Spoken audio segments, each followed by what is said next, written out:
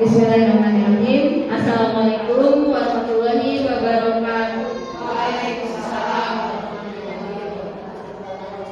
Alhamdulillah, puji dan syukur kita panjatkan kepada Allah Subhanahu wa taala.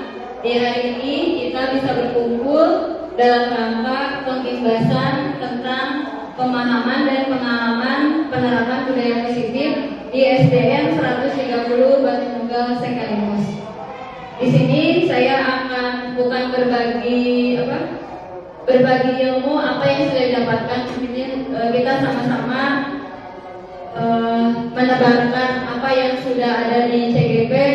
Semoga bisa membawa manfaat untuk teman-teman semuanya. Amin ya rabbal alamin. Di sini merupakan aksi nyata dari modul 1.4, yaitu tentang budaya positif yang disusun oleh saya Yulia Rahayu, SPD, dari SDN 130 Batu Nunggal Sekaligus.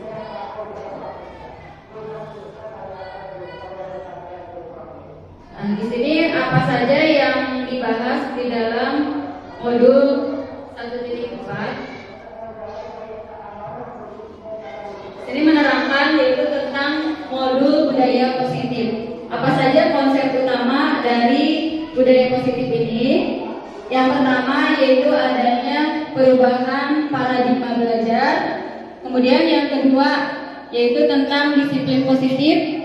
Yang ketiga tentang kebutuhan dasar manusia. Yang keempat yaitu motivasi perilaku manusia. Yang kelima posisi kontrol restitusi. Yang keenam keyakinan kelas. Yang terakhir segitiga restitusi. Nah, sekarang kita lihat apa itu perubahan paradigma belajar. Nah, di sini disebutkan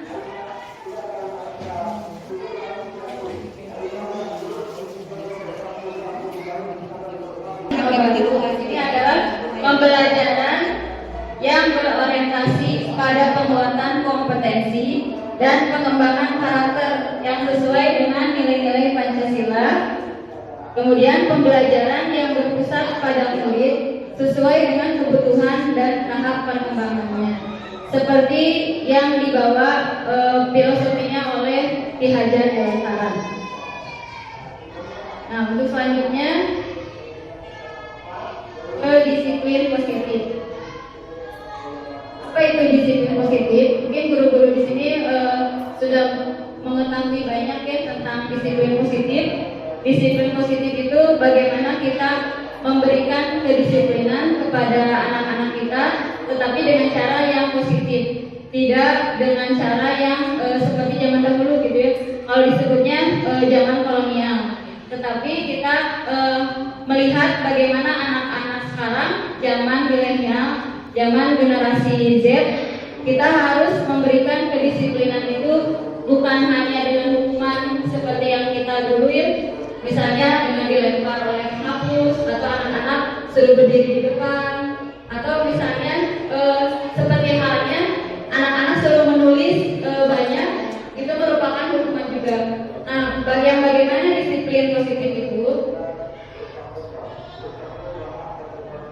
Bagaimana penanaman budaya positif, disiplin positif yang harus kita terapkan pada anak-anak kita.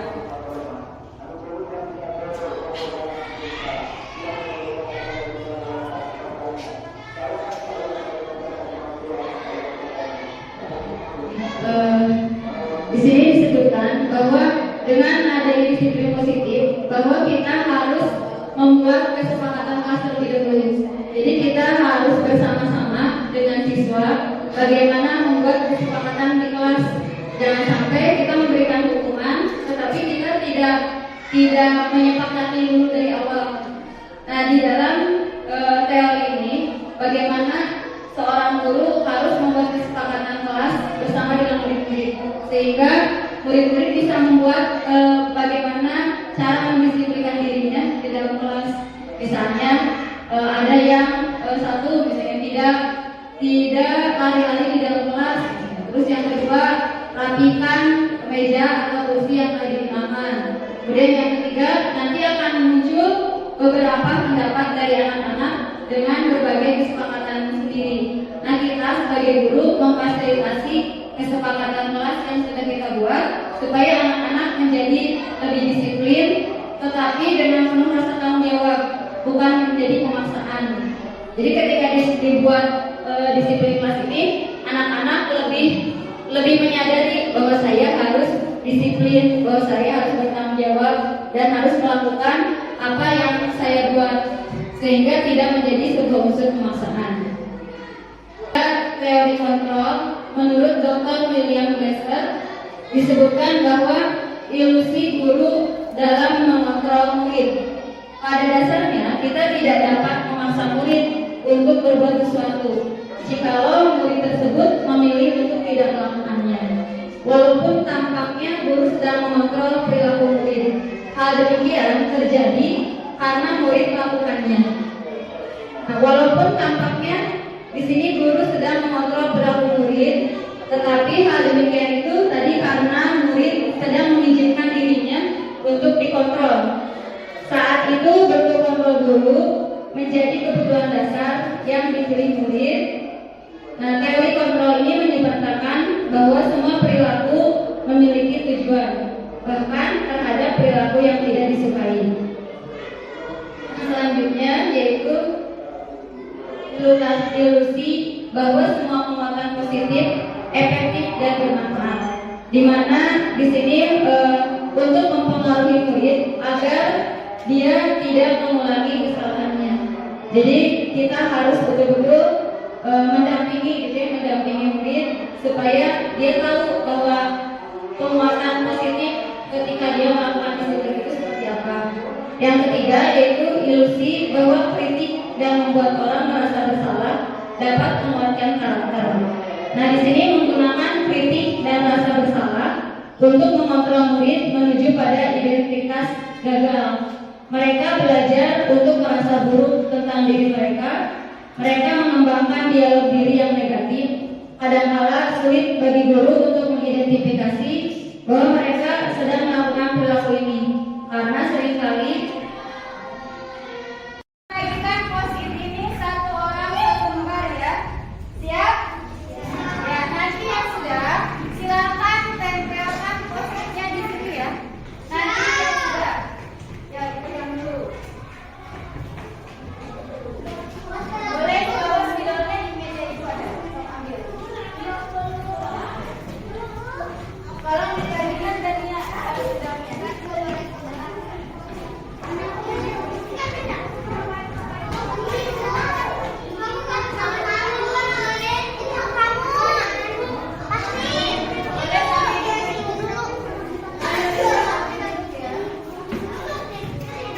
Nanti bergantian spidolnya. Ya.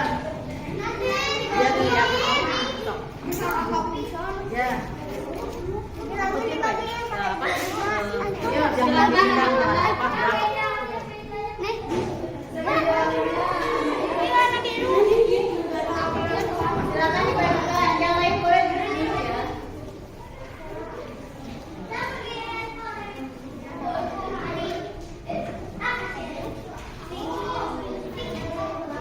Nah, ibu sudah membagikan post-itnya. Coba semuanya angkat post-itnya. Apa gunanya post-it ini tadi? Untuk membuat apa? Untuk membuat apa? Kesepakatan kelas. Tidak usah diberi nama Rahma ya. Tidak diberi nama. Yang sudah ada spidolnya, silakan anak-anak tuliskan apa kesepakatan yang ingin anak-anak terapkan di kelas kita. Ya, mulai boleh dibuat. Apa aturannya kesepakatan kelasnya apa? Yuk. Bebas, tulisnya agak besar ya. Tulisannya besar. Ya. Ditulis saja langsung. Misalnya tadi anak-anak tidak boleh berlari di dalam kelas. Yang besar tulisannya ya. Kalau yang belum kebagian, kebagian.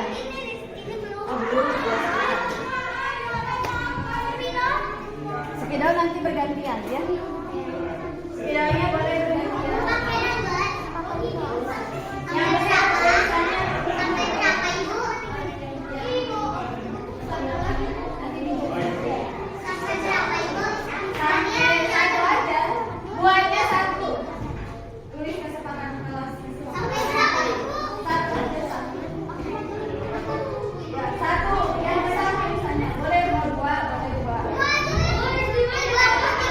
Ya boleh. Yang besar tulisannya.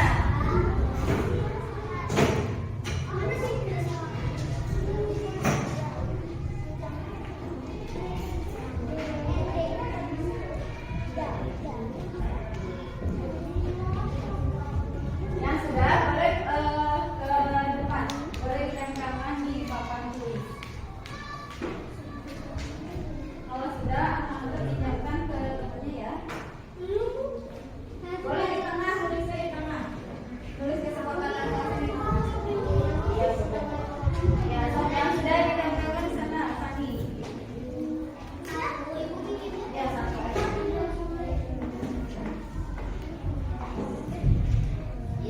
Yang sudah boleh ditempel di depan. Ya. Yuk. Silakan anak-anak buat bebas.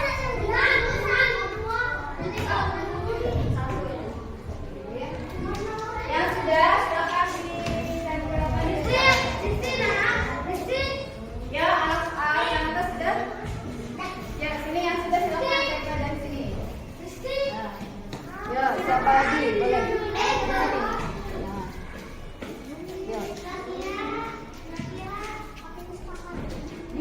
Terbalik tulisnya Hilma. Ulangi lagi. Boleh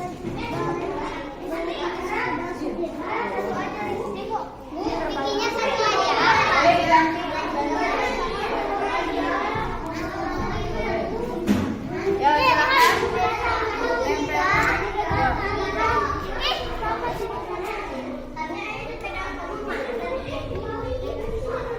Ya, siapa lagi yang sudah? Boleh satu atau dua boleh.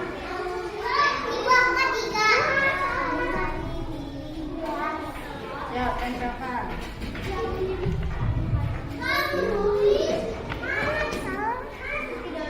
Apa?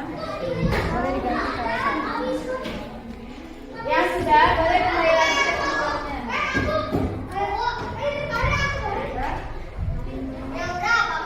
Yang sudah duduk lagi ya.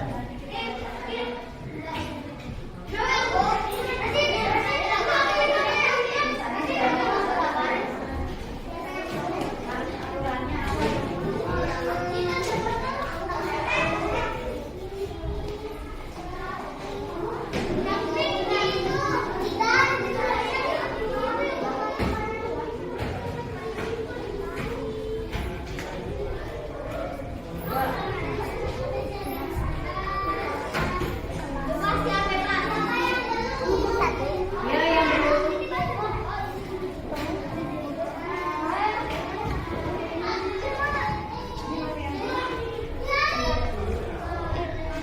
Aku di sini. Sama kamu dulu.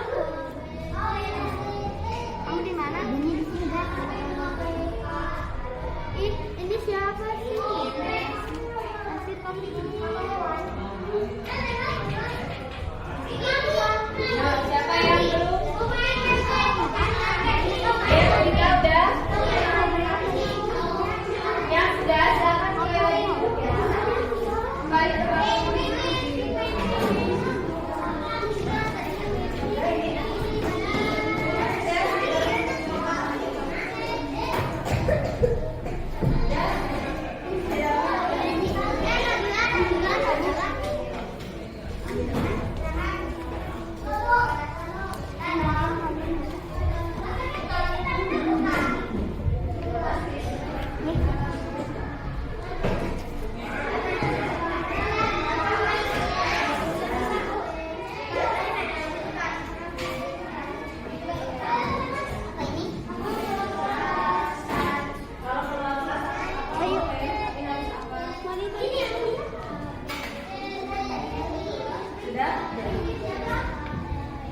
Ya, siapa yang belum?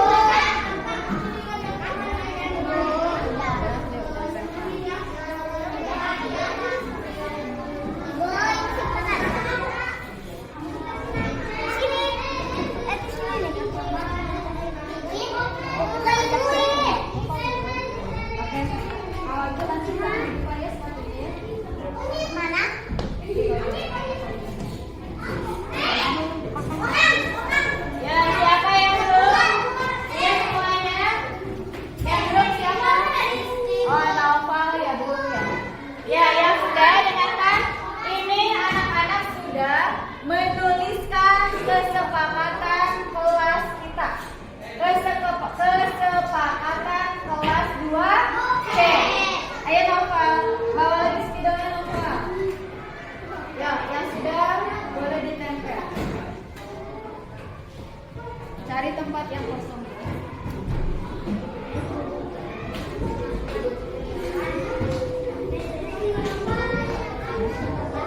Meja udah.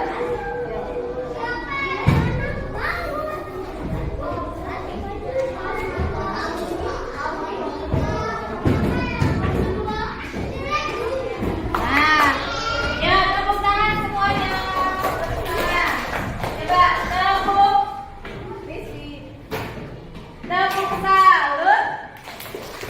Salut. Salut harus kompak. Ulangi. Tepuk jempol aja ya. Tepuk jempol. Jempol kiri.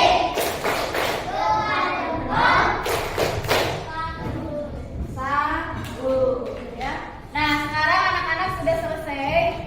Semuanya yang ada di sini adalah kesepakatan kelas 2C. Coba kita bacakan satu persatu. Apa saja yang sudah anak-anak tulis di dalam kertas post-it ini berarti sebagai kesepakatan kelas 2C. Apa itu kesepakatan kelas? Yaitu aturan dan tata tertib kelas yang harus kita lakukan bersama-sama dengan penuh apa? Tanggung jawab. Silvi mau kemana? Nah, perhatikan. Ya, ibu akan bacakan satu-satu. Satu.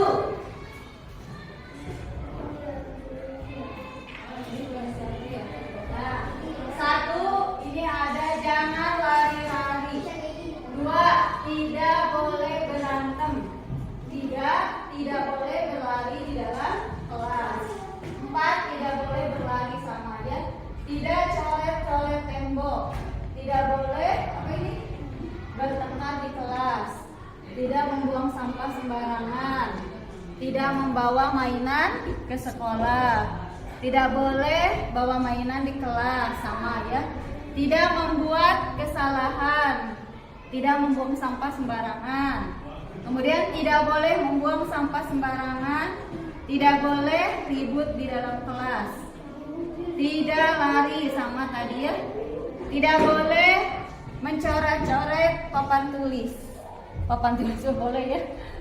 Kemudian jangan mencoret meja, jangan main-main, tidak boleh buang sampah sembarangan. Tidak boleh main-main ketika belajar. Kalau waktunya istirahat, boleh main-main ya. Tapi mainnya harus sesuai apa coba?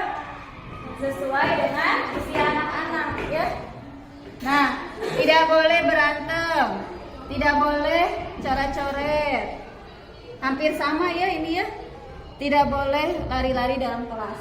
Nanti kesepakatan ini akan kita rapikan kembali ya. Kita rapikan, ditulis kembali agar menjadi aturan di dalam kelas 2C. Ya, Ibu ucapkan terima kasih kepada anak-anak semuanya. Hari ini kita sudah membuat kesepakatan kelas ya. Coba tepuk semangat.